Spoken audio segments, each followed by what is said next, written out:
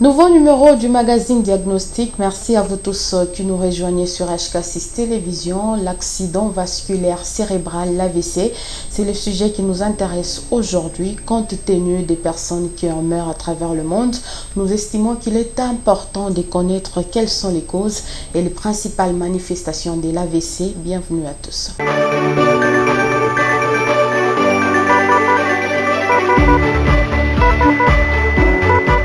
Vous vous installez pour suivre le magazine Diagnostic. Nous vous remercions pour l'attention que vous jugez de nous accorder. Notre invité s'appelle Dr Ite Kefefe. C'est avec lui que nous allons parler de l'AVC. Docteur, merci de nous accorder cet entretien. Merci beaucoup, madame.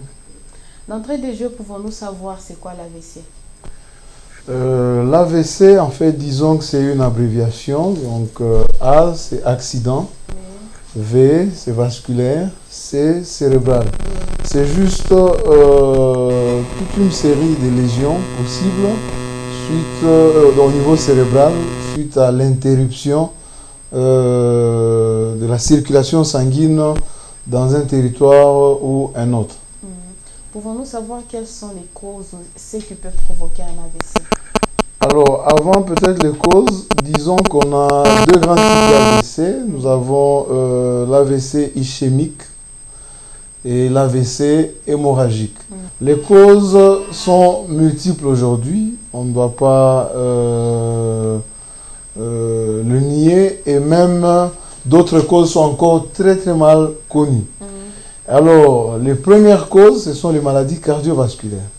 Les maladies cardiovasculaires, vous comprenez déjà, pour l'AVC ischémique, même ce petit caillot peut provenir de partout, tout le système cardiovasculaire périphérique, et migrer facilement vers le petit vaisseau, parce que vous savez, du cœur vers la périphérie, le diamètre par endroit vasculaire diminue. Donc un caillot qui arrivait quand même à flotter dans une grande circulation, une fois dans une petite circulation, peut obstruer complètement et compromettre ainsi la circulation d'aval. Il y a l'hypertension artérielle, il y a l'accumulation de graisse aussi dans les différentes couches vasculaires, qu'on appelle l'athérosclérose. Il y a aussi certains remaniements au niveau vasculaire, qu'on appelle artériosclérose, donc à ne pas confondre avec l'accumulation, donc l'athérosclérose. Il y a plusieurs causes infectieuses aujourd'hui, notamment même le VIH. Il y a des maladies systémiques. Il y a certains troubles de la coagulation où le patient coagule un peu plus rapidement son sang et former des caillots qui peuvent migrer ça et là et aller obstruer. Mais il y a toujours une entité qui n'entre pas dans la classification directe des AVC, que ce soit ischémique et hémorragique. On parle d'hémorragie méningée. Et là, alors, c'est devenu carrément une entité à part entière, où la principale cause, ce sont des malformations. Il y a des malformations artério-veineuses, et très souvent, c'est autour de la quarantaine. Ça peut être au cours d'un effort et tout ça, et il y a rupture vasculaire, de par déjà cette fragilité préexistante. Mais on ne doit pas oublier ce qu'on appelle aussi des anévrismes. L'anévrisme, c'est une malformation vasculaire. Donc ça peut prendre la forme d'un fusil ou la forme d'un sac pratiquement. Et tout ça, ça prédispose un vaisseau à se rupturer à tout moment et compromettre la circulation cérébrale. Alors, comme je disais qu'il y a des causes qui ne sont pas encore maîtrisées, il y a beaucoup de recherches qui sont en cours. Mais bref, même une tumeur qui comprime un vaisseau quelque part, vous sentez, vous comprenez que la circulation sera compromise. Cela peut entraîner aussi des AVC dans les territoires d'aval. À quel âge peut-on faire un AVC? Madame, à l'époque, on pensait que l'AVC c'était juste l'apanage des vieilles personnes. Croyez-moi, il y a de cela 4 ans, il y a un enfant qui ne se connaissait pas hypertendu, parce qu'on pense dans notre milieu que les enfants ne peuvent pas faire l'hypertension. Oui. Cet enfant était hypertendu, mais il a convulsé et bon, au départ, les gens étaient déroutés, commençaient à traiter une éventuelle méningite, mais quand on est arrivé à donner un avis, en prélevant les signes vitaux, on a trouvé que cet enfant présentait 200 sur 123 mm de mercure de pression artérielle. Vraiment grave. Énorme, grave. Et quand on a fait le scanner a montré que cet enfant faisait un AVC hémorragique à 9 ans. On en a vu à 5 ans aussi, c'est documenté, à 14 ans. Bref, devant un manque de contrôle de toutes les causes que nous avons citées, notamment les maladies cardiovasculaires, quand ce n'est pas bien contrôlé, à tout âge, on peut faire l'AVC. Mais vous comprenez qu'il y a plusieurs prédispositions à un certain âge. Hein, c'est vers le 3e âge où il y a un peu plus de comorbidités qui peuvent être versées dans les différentes causes qu'on a citées. C'est notamment l'hypertension, le diabète qui se complique à tout moment, les problèmes de cholestérol qui s'y associent, mais aussi la vieillesse, comme je vous ai dit, essaie un peu d'occasionner un remaniement vasculaire et cela peut prédisposer le patient à présenter l'AVC, soit à recevoir très facilement des couches de graisse ou des caillots qui peuvent s'accumuler jusqu'à obstruer un vaisseau, ou carrément perdre cette élasticité vasculaire et du coup ces vaisseaux peuvent se fermer à tout moment et compromettre la circulation d'aval et donner des AVC comme ça. Vous êtes en train de regarder votre magazine diagnostic et nous vous parlons de l'accident vasculaire cérébral, ce que vous appelez communément AVC. Docteur, pouvons-nous savoir quelles sont les principales manifestations de l'AVC? Merci madame. Les principales manifestations des AVC, à l'époque, il y avait quand même un petit tableau de manifestations quelque peu stéréotypé, mais aujourd'hui, tout est fonction d'abord du territoire concerné. Vous savez que le cerveau, c'est pratiquement l'ordinateur, et il y a plusieurs zones. Il y a des zones du langage, il y a les zones de la vision, il y a les zones de l'humeur, il y a des zones de l'audition, ainsi de suite. Donc, actuellement, quand un malade présente soit un trouble du langage de façon spontanée, soudaine, un trouble de vision, un déficit, donc soit ça peut être une paralysie, ou vous sentez une lourdeur inhabituelle des membres, ou la bouche qui ne s'ouvre pas ou qui est déviée d'un côté, ou soit des problèmes de sphincter où le malade n'arrive pas peut-être à gérer certains besoins. Quand tout cela survient soudainement, normalement, il faut consulter. Quand ce n'est pas dans une urgence extrême, il faut passer d'abord par un service de neurologie. Mais en urgence, il faut passer aux urgences et là, conjointement, le neurologue et les réanimateurs essaient d'abord de faire un examen sommaire en insistant vraiment sur l'examen neurologique et qui va se solder par un scanner. Aujourd'hui, il n'y a plus un raisonnement alchimique cherchant peut-être à partir des signes à deviner si c'est un AVC ischémique ou hémorragique. Et des tâtonnements. Et des tâtonnements parce que seul le scanner, en tout cas, vous donne la vraie version. Et de là, on fait un diagnostic différentiel. Comme je vous ai dit, ça peut être une tumeur, ça peut être une malformation vasculaire, ça peut être d'autres désordres infectieux, comme dans le VIH, je vous ai dit, avec toutes ces complications neurologiques. Donc ce scanner s'avère urgent parce que, et même vous allez voir dans la prise en charge, il est difficile de traiter un AVC si on ne sait pas le typer. Donc l'AVC ischémique a ses objectifs thérapeutiques, l'AVC hémorragique a ses objectifs thérapeutiques, voire même l'hémorragie méningée et tout. Et cela, les priorités se dégagent en fonction des scores, parce qu'il y a plusieurs scores qu'on essaie de coter, voir le devenir cérébral ou la gravité et tout. Et vous comprenez le grand problème qui se pose à nous dans notre environnement, madame. Le scanner n'étant pas à la portée de tous, donc nous recevons très souvent, surtout ici au centre médical Diamant, des cas d'AVC traités comme AVC ischémique, et pourtant c'était hémorragique. Et vous voyez que quand vous traitez un AVC ischémique, vous cherchez à désobstruer. Vous allez utiliser des médicaments pour ouvrir la voie, que la circulation se passe correctement.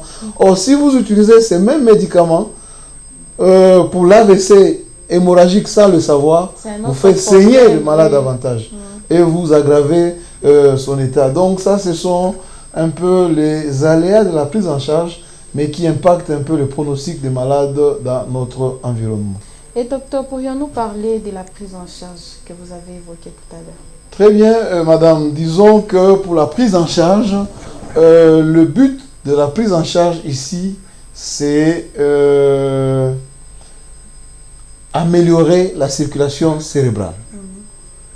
Si c'est obstrué, donc c'est AVC ischémique, il faut désobstruer. Et si c'est un AVC hémorragique, il faut arrêter cette hémorragie.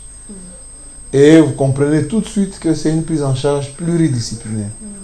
Pluridisciplinaire parce que il y a les neurologues, par moment même des neurovasculaires, parce qu'ailleurs, c'est vraiment une entité qui a connu un essor, surtout dans la thérapeutique. Il y a ce qu'on appelle des unités neurovasculaires, où on achemine directement ce malade.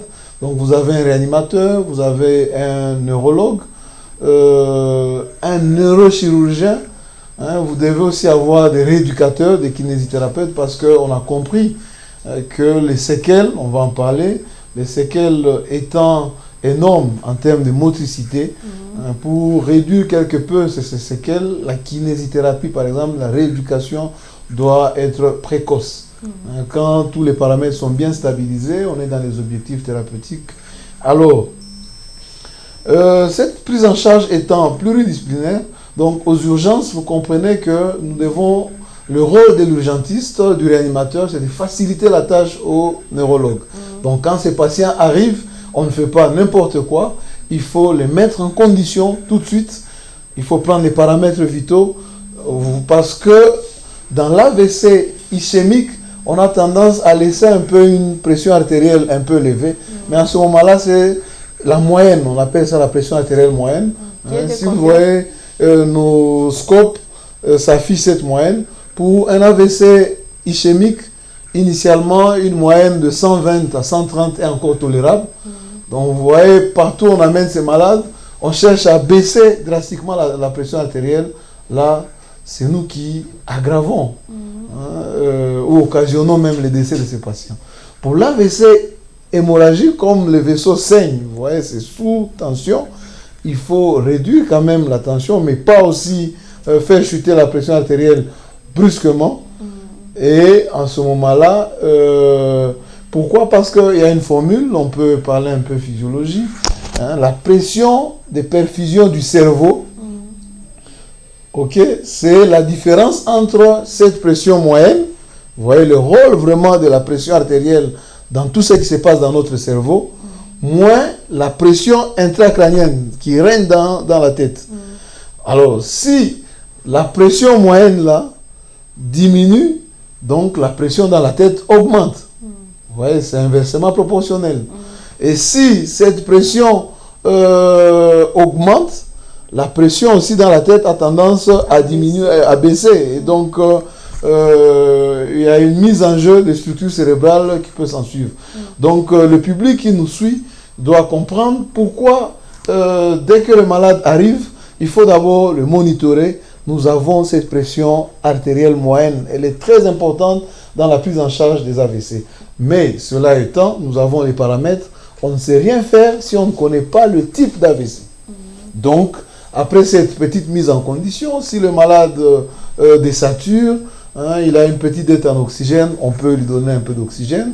Ou si c'est énorme, on peut carrément l'assister. Donc, on l'endort un peu, on lui place un tuyau dans les voies respiratoires et on le branche sur une machine qui va essayer de l'assister parce que l'oxygène est un élément aussi très important pour le cerveau. Oui. Nous regardons dans les 10-15 minutes dès l'arrivée du patient et on voit des petits désordres qu'on peut corriger. Ça peut être un problème de sucre, de glycémie. Si c'est élevé, on peut donner un peu d'insuline pour pouvoir normaliser. S'il y a anémie, on peut donner un peu de sang parce que quelqu'un qui fait un AVC, il doit avoir un taux d'hémoglobine au-delà au moins de 10 grammes pour que l'oxygène circule correctement au niveau cérébral. Si nous constatons qu'il présente des signes d'hypertension dans la tête, hein, il y a des drogues que nous donnons pour diminuer cette pression dans la tête, c'est notamment le mannitol. Et là, nous faisons ce qu'on appelle l'osmothérapie, donc pour baisser un peu la... Parce que, rappelez-vous qu'en médecine d'urgence, c'est stabiliser d'abord, c'est le scoop and run. On ne transporte pas un malade instable. Voilà des malades qui vont se dégrader pendant le transport, au cours du scanner, ainsi de suite. Et s'il y a des ions qui sont perturbés, on peut essayer de les corriger très rapidement. Et dans les 30 minutes, 45 minutes, on va rapidement au scanner. Et quand on type l'AVC, nous orientons maintenant la prise en charge, n'est-ce pas, avec des objectifs tensionnels. Et nous corrigeons tous les autres désordres possibles, métaboliques, anémiques, et les gaz du sang et tout. Et il faut traiter la cause. Je vous ai dit tout à l'heure, ça pouvait être un problème cardiaque. Si c'est un trouble du rythme cardiaque, vous devez essayer de régulariser ce trouble de rythme. Voilà aussi, dans cette pluridisciplinarité, le grand rôle des cardiologues. Hein, donc, on ne devait pas oublier. En dehors de ça, je vous ai dit, nous devons maintenant voir plus loin. Il faut voir le côté promotionnel. Si le malade était paralysé, quand tous ces paramètres sont maîtrisés, il faut déjà une rééducation. Il faut penser à la rééducation fonctionnelle. Nous travaillons avec les kinésithérapeutes. Il faut assurer une bonne nutrition parce que le cerveau a besoin des acides aminés, le cerveau a besoin des vitamines aussi pour son bon métabolisme. Donc, si le malade est en coma, par la sonde, nous avons un calorimètre, nous savons calculer ses besoins énergétiques de base et avec notre nutritionniste, voilà encore quelqu'un qui s'ajoute dans cette prise en charge pluridisciplinaire pour donner au malade la nourriture qu'il faut, qui lui donne des glucides, des acides aminés, des lipides, des protéines, comme il se doit. Et avec ce cocktail, nous assurons une surveillance. Cette surveillance n'est pas seulement basée sur les paramètres vitaux. Nous essayons de répéter chaque fois un examen neurologique pour voir comparer. Et en dehors de ça, nous avons ce qu'on appelle l'électrode de Clark. Ça nous permet un peu d'évaluer le métabolisme du cerveau. Mais il y a d'autres protéines qu'on peut doser, notamment la protéine S-bêta-100, qui nous aide aussi surtout en aigu, qui nous aide un peu à avoir le pronostic du malade à court terme. Alors, à cela, si le malade avait d'autres problèmes, ça peut être une infection, ça peut être le diabète, ça peut être... Alors là, en ce moment-là, nous associons soit les internistes ou les spécialistes dans différentes branches pour assurer le suivi. Et quel pronostic vous faites de la prise en charge des cas graves ici au Centre Médical Diamant? Alors, madame, si nous devons juste braquer nos yeux sur ce qu'on voit, ce qu'on reçoit ici, c'est encore très triste. Parce que tous les problèmes, c'est d'abord un problème diagnostique. C'est des patients qui nous arrivent très tardivement et dans des confusions thérapeutiques, comme je vous ai dit. C'était ischémique, on traitait hémorragique, bon, la pression artérielle, on l'a baissée de façon désordonnée, les petits troubles ioniques, tout ça, on n'a pas corrigé. Parce que si on ne maîtrise pas ces éléments, le cerveau va en souffrir. C'est vrai, au niveau du cerveau, il y a déjà une lésion primaire due au manque de sang qui ne circule pas dans une zone. Mais à force maintenant qu'il y ait d'autres problèmes en périphérie, des problèmes de sucre qu'on ne maîtrise pas, des problèmes d'oxygène et tout ça, c'est ce qu'on appelle les axos. Agression cérébrale secondaire d'origine systémique. Donc, en dehors de ce qu'il y a déjà dans le cerveau, les désordres qu'on ne maîtrise pas en périphérie aggravent encore. Pourquoi? Parce que tout cela conjugué, ça va compromettre davantage la circulation au niveau du cerveau. Comme si c'est le médecin qui venait encore ensorceler. Voilà. Et ça, nous disons quand même qu'il y a beaucoup de mea culpa à faire dans ce sens. Et il faudra que, initialement, les gens ne puissent pas tâtonner. Maintenant, il y a quelques scanners ça et là. Mais c'est là aussi on encourage le pouvoir public.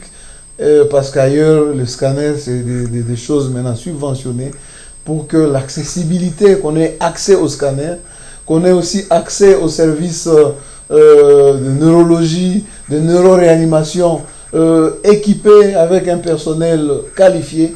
Nous pensons que cette mortalité qui affole encore les 65% dans notre environnement puisse encore peut-être baisser au tiers. Et ça, parce qu'ailleurs, c'est vrai, les gens maintenant travaillent sur les séquelles. La mortalité a été presque maîtrisée ces 10 dernières décennies. C'est grâce à tous ces axes dont j'ai cité, personnel qualifié, équipement, et ici au Centre médical Diamant, on essaie un peu de suivre les normes internationales, et nous avons une mortalité qui n'est pas trop lourde, justement, parce que nous travaillons en pluridisciplinarité, et ça donne quand même un meilleur pronostic à nos patients. Et comment vous gérez les séquelles? Est-ce qu'après une séquelle, ça peut être réversible? Est-ce que la personne peut retrouver sa courbe de vie normale?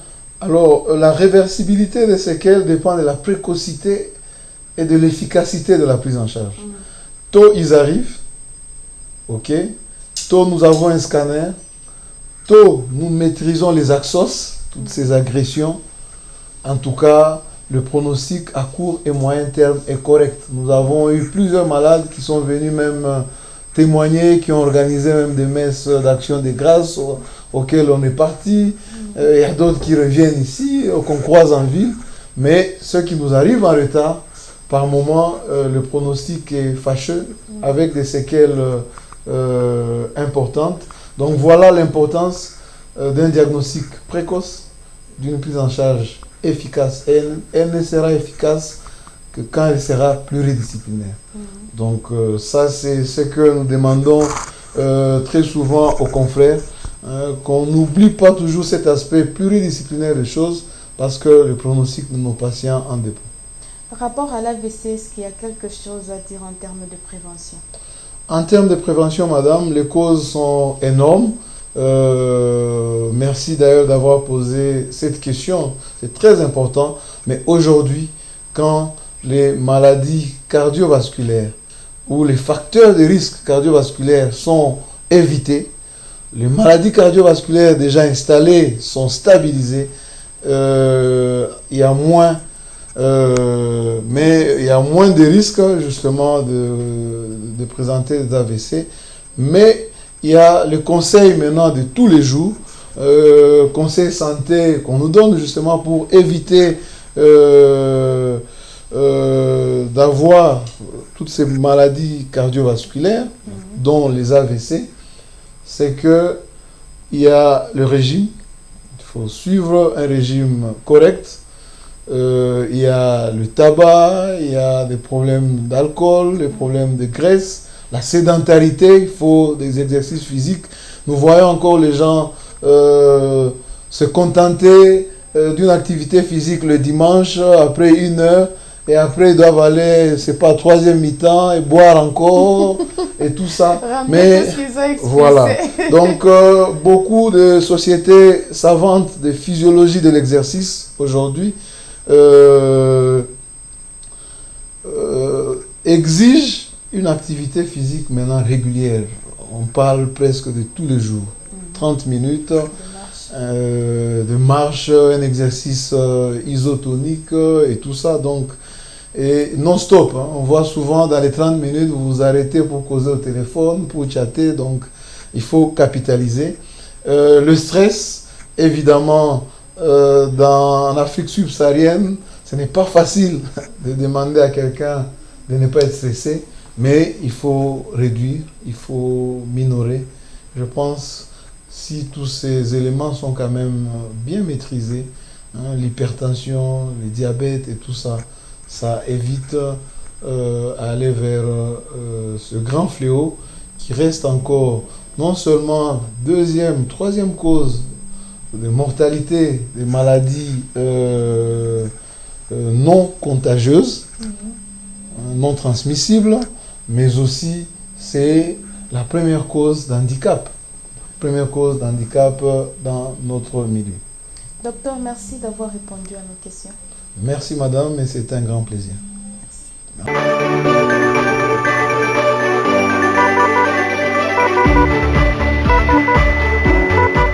Nous vous disons merci pour l'attention que vous nous avez accordée au cours de cette émission qui s'est basée sur l'accident vasculaire cérébral. Nous disons également merci à la grande équipe qui nous a tenu compagnie. Cédric Moubika était derrière les caméras et à la réalisation. Au revoir et à la prochaine.